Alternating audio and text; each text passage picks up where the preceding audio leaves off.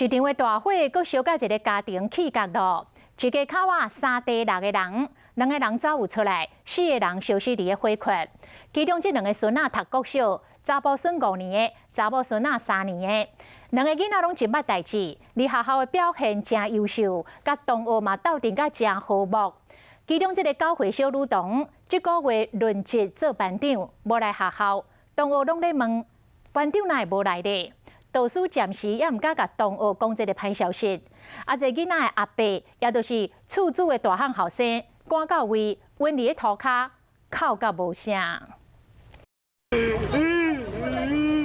广告现场一直哭，这个是死者厝主的大汉后生，无甲老爸老母做伙大逃过这场火劫。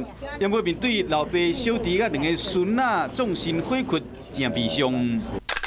相片看起来拢是笑眯眯，看得出来，伊甲同学感情真好。伊是其中一个死者11岁姓林的查甫囡仔，读国小5年啊。校方知影这个消息了后，真唔甘。导师讲，这个囡仔平常时伫学校表现真好，尤其是真爱体用，心里面非常的不舍。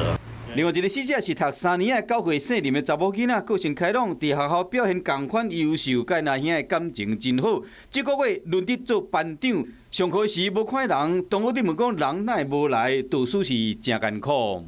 他都可以很好的带领同学，这是我还蛮敬佩他的一点，我觉得他很棒。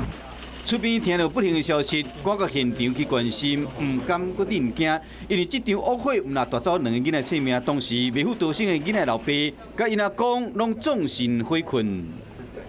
我也囡仔真好，做做这拢会叫叔叔啊，搞职工叫职工啊。厝边讲，这个阿公甲大细汉后生拢伫做粗工，厝内毋是真好过，抑过做人真亲切，囡仔嘛真乖巧，捌代志，想袂到会发生这款遗憾的代志，天人应激。变成家属心内永远的痛。